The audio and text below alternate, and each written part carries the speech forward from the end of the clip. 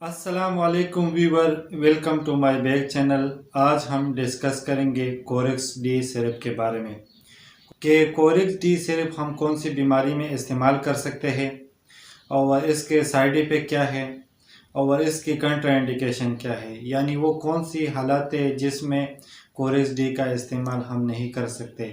तो ये सारा कुछ जाने इसी वीडियो में। अगर आपने अभी तक मेरा यूट्यूब चैनल सब्सक्राइब नहीं किया तो सब्सक्राइब करें और बेल आइकन दबाएं। सबसे पहले बात करेंगे कोरेक्स डी सिरप के फार्मूले के बारे में।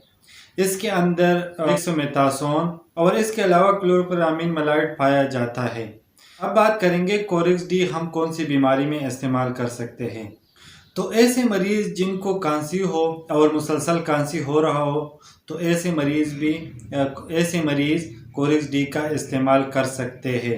ऐसे मरीज़ जिनको गले में एलर्जी हो और जिसकी वजह से खांसी हो रही हो तो ऐसी कंडीशन में भी आप कोरेक्स डी का इस्तेमाल कर सकते हैं।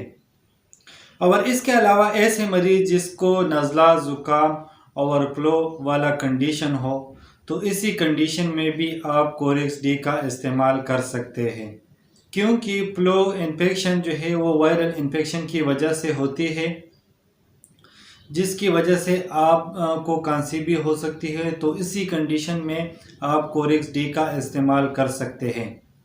और इसके अलावा ऐसे मरीज़ जिनको ब्रोंकोस्पाज्म हो, यानी इसी कंडीशन में सांस की नाली तंग हो जाती है जिसकी वजह से सांस लेने में तकलीफ़ होती है, तो उस कंडीशन में भी आप कोरेक्स डी का इस्तेमाल कर सकते हैं। और इसके अलावा कोरेक्स डी के अंदर एक एलिमेंट मौजूद है, अगर एलर्जी की वजह से कोई खांसी हो जाए तो उसी कंडीशन में आप कोरेक्स डी का इस्तेमाल कर सकते हैं, क्योंकि इसके अंदर एंटी एलर्जिक दवा मौजूद है। और इसके अलावा कोरेक्स डी आप दोनों सूरतों में इस्तेमाल कर सकते हैं। ऐसे पेशेंट जिसको खुश्क खांसी हो रही हो तो उसी कंडीशन में आप कोरेक्स डी का इस्तेमाल कर सकते हो।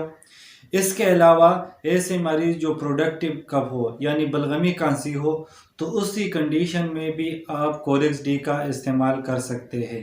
और इसके अलावा अगर आपको दायमी खांसी हो रही हो तो उसी कंडीशन में भी आप कोरेक्स डी का इस्तेमाल कर सकते हैं।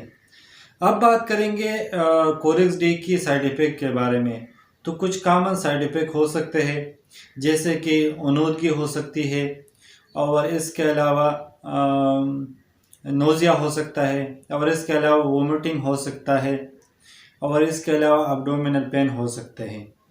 अब बात करेंगे कंट्रा इंडिकेशन, यानी वो कौन सी कंडीशन है जिसमें कोरेक्स डी का इस्तेमाल नहीं कर सकते। तो ऐसे मरीज़ जिनको कोरेक्स डी के पीने से कोई एलर्जी हो तो ऐसे मरीज़ कोरेक्स डी का इस्तेमाल ना करें।